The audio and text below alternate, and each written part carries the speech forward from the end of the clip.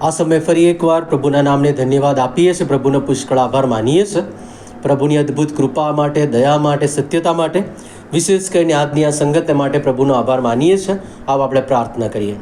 સર્વસમર્થ અને સનાતન ઈશ્વર પિતા પ્રભુ પરમેશ્વર, અમે તમારા પવિત્ર અને મહાન નામને ધન્યવાદ આપીએ છીએ. તમારી કૃપાથી, દયાથી ભરજો, તમારા ઉપરના આશીર્વાદો આપજો. આજનું વચન પ્રભુ આશીર્વાદિત થાય, અમારા દરેકના જીવનને અમારા આશીર્વાદનું કારણ બને એવું તમે થવા દેજો. મારી પ્રાર્થના વલા તારનાર પ્રભુ ઈસુ ખ્રિસ્ત નામથી માંગીએ છીએ, આમેન.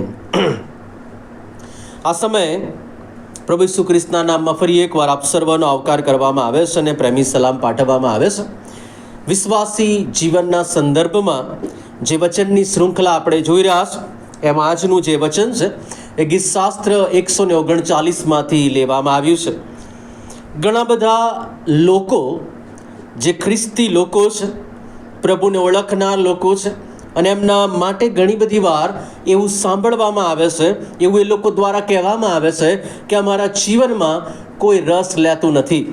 કેટલા બધા નિરાશ ને હતાશ ને આત્મહત્યા કરનાર લોકોને પૂછવામાં આવે કે કેમ તમે આવા પગલાં ભરો છો, અને એ પ્રમાણે કહેશે કે સાહેબ મારા જીવનમાં કોઈને રસ નથી, હું શું કરું છું એની કોઈને પડી નથી. વાલો, પ્રભુનું વચન જે બાબતો આપણને સમજાવવા માંગે છે, નહીં તો ગીતશાસ્ત્ર 139માં કે પ્રભુ કેવી રીતે આપણી કાળજી લે છે, પ્રભુ કેવી રીતે આપણને સંભાળે છે, એક વિશ્વાસી વ્યક્તિના જીવન વિશેની બહુ અદ્ભુત વાત આપણે જોવા માંગીએ છીએ. ગીતશાસ્ત્ર 139 એની પ્રથમ 6 કલમો જો આપણે વાંચીએ તો ત્યાં જે પ્રમાણે લખવામાં આવ્યું છે, સર્વજ્ઞ ઈશ્વર, સર્વજ્ઞાનથી ભરપૂર. 7 થી 12 કલમ કહે છે સર્વત્ર ઈશ્વર છે, અને 13 થી 18 કલમ એ પ્રમાણે કહે છે સર્વશક્તિમાન ઈશ્વર છે. બોલો, પ્રભુના બાળકો તરીકે આપણે એ બહુ આનંદ કરવા જેવી વાત એ છે કે ઈશ્વર એ આપણા જીવનોમાં રસ લે છે.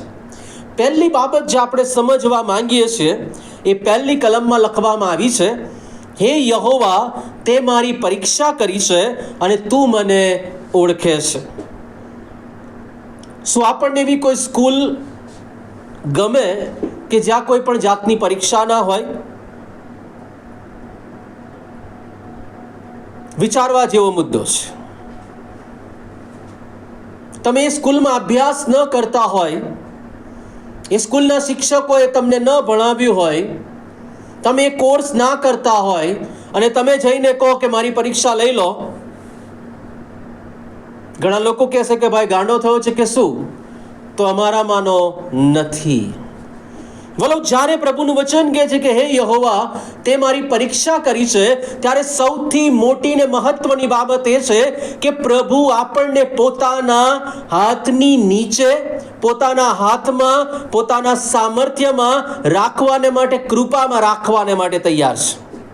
આપણે એના છીએ એ બાબત સાબિત થાય છે કે જ્યારે તે આપણી પરીક્ષા કરે છે અને પ્રભુનું વચન કહે છે તમે મને ઓળખો છો. પ્રભુનું વચન કહે છે તું મને ઓળખે છે. વલાઓ, પ્રભુનું વચન જે પ્રમાણે કહે છે દેવ મારી પરીક્ષા કરે છે, કારણ કે તે મારો ઈશ્વર છે, તે મારો માર્ગદર્શક છે, તે મારો શિક્ષક છે. જીવનમાં ઘણી બધી બાબતોમાં આપણી પરીક્ષાઓ થાય. આપણા કાર્યો સંબંધી, આપણા વિચાર સંબંધી, આપણા સંબંધોના આધાર પર આપણી લાગણીઓની પરીક્ષા થાય, ઘણું બધું થાય. ગીતશાસ્ત્રના પુસ્તકમાં 119મું ગીત અને 168મી કલમમાં લખ્યું છે, મેં તમારા શાસનોને સાક્ષીઓ પાડ્યા છે, કેમ કે મારી બધી ચાલ ચલગત તમને વિદિત છે. કોણ આપણા જીવનમાં રસ લે? મેં તમને શરૂઆતમાં વાત કહી કે ઘણા લોકોનું માનવું છે કે અમારા જીવનમાં કોઈ રસ લેતો નથી. પ્રભુનું વચન કહે છે પ્રભુ યહોવા અંગત રીતે તમારા ને મારા જીવનમાં રસ લે છે, કાળજી રાખે છે, સંભાળે છે. જગતના લોકો જ્યારે બહુ રસ આપણા જીવનમાં લેવા માંડે તો બહુ મોટો પ્રશ્ન એ હોય, કાં તો આપણામાંથી કોઈ ફાયદો લેવાનો હોય તો રસ લેતા હોય, કાં તો આપણને બહુ પ્રેમ કરતા હોય તો રસ લેતા હોય, કાં તો પછી આપણને પાડી નાખવાને માટે આપણે એક મૂવમેન્ટમાં રસ લેતા હોય. પ્રભુનું વચન કહે છે પ્રભુનું આપણા જીવનોમાં ગંભીરતાથી રસ લેવાનું, પરીક્ષા લેવાનું અને આપણી આસપાસમાં રહેવાનું મુખ્ય કારણ એ છે કે પ્રભુની ઈચ્છા છે કે એના બાળકો યોગ્ય જીવન જીવે, યોગ્ય વિશ્વાસી જીવન જીવે. પ્રભુના વચનમાં લખવામાં આવ્યું ગીતશાસ્ત્ર 37 અને 5માં, તારા માર્ગો યહોવાને સોંપ, તેમના પર ભરોસો રાખ અને તે તને ફળીભૂત કરશે. પ્રભુનું વચન કહે છે આપણે પ્રભુના માર્ગમાં ચાલવાની જરૂર છે.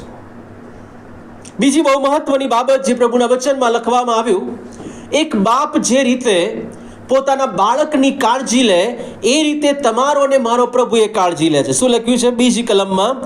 મારું બેસવું ઉઠવું તું જાણે છે, મારો વિચાર વેગળેથી સમજે છે. બાળક રડે એનાથી માને ખબર પડે કે આ બાળકને શું જોઈએ છે, બાળક ક્યાં જાય છે, એના મિત્રો કોણ છે એની ખબર એના મા બાપ રાખે છે. અને પ્રભુનું વચન કહે છે કે પ્રભુ પણ એની કાળજી, એના બાળકોની કાળજી એ પ્રમાણે લે છે. તેનું ઉઠવું, તેનું બેસવું, તેનું બોલવું બધું જ પ્રભુ જાણે છે. હજુ પ્રભુ આટલું બધું જાણતા હોય, આપણે આટલી બધી કાળજી લેતા હોય, તો આપણે આધારિત કોના પર થવાનું? જગત પર કે પ્રભુ પર?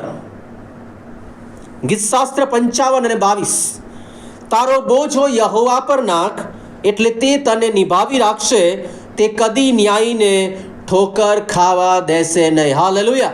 પ્રભુનું વચન કહે છે તમે ને હું જો બોજો યહોવા પર નાખીએ છીએ તો પ્રભુ આપણને નિભાવી રાખે છે અને કદી ન્યાયીને ઠોકર ખાવા દેશે નહીં.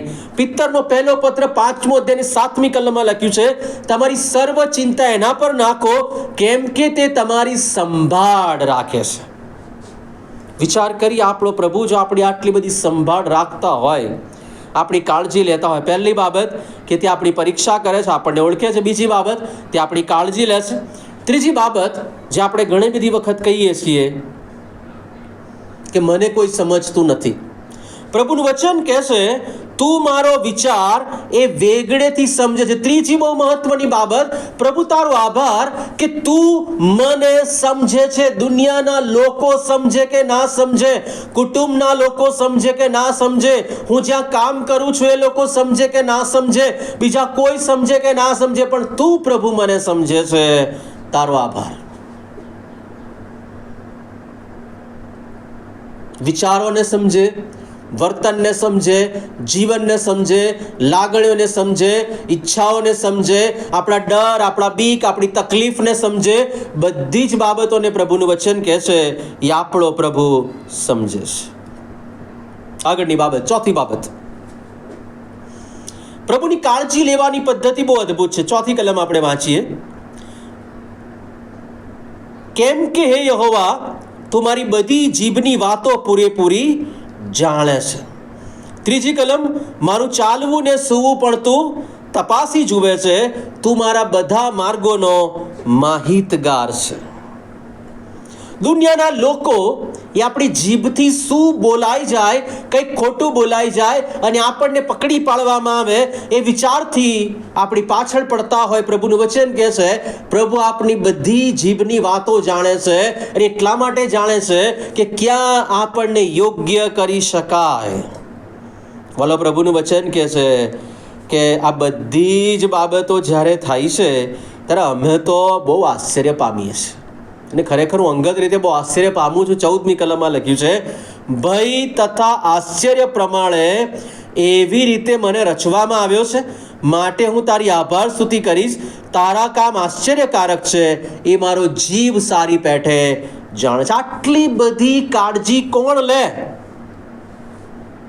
પાંચમી બાબત, પ્રભુનું વચન કે છે કાળજી લે છે, જુએ છે, એનો મતલબ એવો નથી કે ફક્ત દૂરથી જોઈ રહે છે અને તકલીફ આવશે તો પ્રભુ આ દુનિયાના ઘેટા બાળકોની જેમ ભાગી જશે. ના, પ્રભુના વચનમાં લખવામાં છે 5મી કલમ, ત્યાં આગળ પાછળ મને ઘેરી લીધો છે અને તારા હાથે મને ઝાલી રાખ્યો છે. કોઈ પણ માણસને આપણે જોઈએ એકલો જતો હોય, બીજો કોઈક માણસ એની આસપાસમાં 3-4 વ્યક્તિઓ ચાલતા એને સાચવીને, બીજો એક માણસ એની આસપાસમાં બોડીગાર્ડ ચાલતા હોય, બીજો કોઈક માણસ એની આસપાસ પોલીસ ને બોડીગાર્ડ ને બધી Z+ સિક્યોરિટી હોય, આપણે સૌથી વધારે માનવંતા કોને સમજીશું? Z+ સિક્યોરિટી હશે એને. જેને દુનિયાના લોકો સાચવે છે, દુનિયાની બંદૂકો ને દુનિયાના હથિયારોથી એની કાળજી લેવાય છે, એ જો માનવંતો છે તો પ્રભુનું વચન કહે છે એ મારા પ્રભુએ તમને ને મને આગળ પાછળ ઘેરી લીધા છે. તમારા અને મારા પ્રભુ કે જે સામર્થ્યવાન ઈશ્વર કે જેણે પૃથ્વીને આકાશ બનાવ્યું, સૈન્યોનો દેવ યહોવા, રાજાઓનો રાજા ને પ્રભુઓનો પ્રભુ, એ પ્રભુ કહે છે એ આગળ ને પાછળ ઘેરી લે છે. બધી બાજુથી પ્રભુએ તમને ને મને રક્ષણ આપનાર પ્રભુ છે. એનો મતલબ કે Z+ સિક્યુરિટીથી ઉપરની સિક્યુરિટી એ તમારો ને મારો પ્રભુ, એ સલામતી, એ રક્ષણ, એ કૃપા, એ સામર્થ્ય, આચ્છાદાન એ આપણને પૂરું પાડે છે. અને એટલાને માટે આપણે જીવનમાં જે કંઈ પણ કરીએ છીએ, ઘણી બધી વાર વિચારીએ છીએ મને કંઈ ન થયું કારણ કે હું તાકાતવાળો છું. ના, ફિલિપિયોને પત્ર તેનો 4 અધ્યાયની 13મી કલમ, ફિલિપી 4:13, જે મને સામર્થ્ય આપે છે તેની સહાયથી હું બધું કરી શકું છું. હાલેલુયા. જે મને સામર્થ્ય આપે છે એની સહાયથી બધું હું કરી શકું છું. વિચાર કરીએ વાલાઓ, આ બધું જાણીને 6ઠ્ઠી કલમ કહે છે આવું જ્ઞાન મને તો આશ્ચર્ય પમાડનારું છે, ત્યાંથી ઉચ્ચ છે, હું તેને કળી શકતો નથી. વિચાર કરીએ, તમારા અને મારા પ્રભુએ આપણા બધાની એટલી બધી કાળજી લીધી, એટલી બધી રીતે આપણને સાચવ્યા, સંભાળ્યા. આદમ અને હવાથી શરૂઆત કરીએ તો પ્રભુએ એમને સંભાળ્યા. જ્યારે એમણે પાપ કર્યું તો એમને એદનવાડીની બહાર કાઢી મૂકવામાં, પણ પ્રભુએ એમને છોડી દીધા નહીં. પ્રભુ એમની દરેકે દરેક જરૂરિયાતો પૂરી પાડી. આજે પણ એ પ્રભુ તમારા અને મારા જીવનમાં, એ પ્રભુ એના નામમાં બધી જરૂરિયાતો પૂરી પાડે છે. પ્રભુ એની કૃપા પૂરી પાડે, એનું સામર્થ્ય પૂરું પાડે છે. પ્રભુ ઈસુ ખ્રિસ્ત કે જેમને તમારા અને મારા માટે મોકલી આપવામાં આવ્યા, કારણ કે પ્રભુએ જોયું કે આપણા મનના વિચારો, આપણી મનની કલ્પનાઓ, આપણું જીવન, આપણા કાર્યો બધું નકારાત્મકતામાં અને પાપના ભારમાં છુપાયેલું છે. પ્રભુનું વચન એ પ્રમાણે કહે છે, અને પ્રભુએ પોતાનો એકાકી જનિત દીકરો મોકલી આપ્યો જેથી તમારા અને મારામાંથી કોઈનોય નાશ ન થાય. આટલી બધી કાળજી એ તમારો ને મારું પ્રભુ લે છે, અને પોતાના દીકરા પ્રભુ ઈસુ ખ્રિસ્તને વધસ્તંભ પર મોકલી દીધા કે જેથી તમે ને હું બચી જઈએ. ભલા વિચાર કરી, આટલો પ્રેમ આ જગતમાં કોઈ નથી જે આપણને પ્રેમ કરી શકે. પ્રભુનું વચન કહે છે તે સાચવે છે, એ સંભાળે છે, એ કાળજી લે છે, એ બચાવે છે, એ કૃપા આપે છે, સામર્થ્યથી ભરપૂર કરે છે, એનું આચ્છાદાન આપણા પર કરે છે. અને વિશ્વાસી જીવનમાં બાબતને દરરોજ યાદ કરવાની છે. હું મારા પ્રભુના સામર્થ્યમાં જીવન જીવું છું, હું મારા પ્રભુની કૃપામાં જીવન જીવું છું. આવો પ્રાર્થના કરી આપણા મસ્તકો પ્રભુની હજુરમાં નમાવીએ.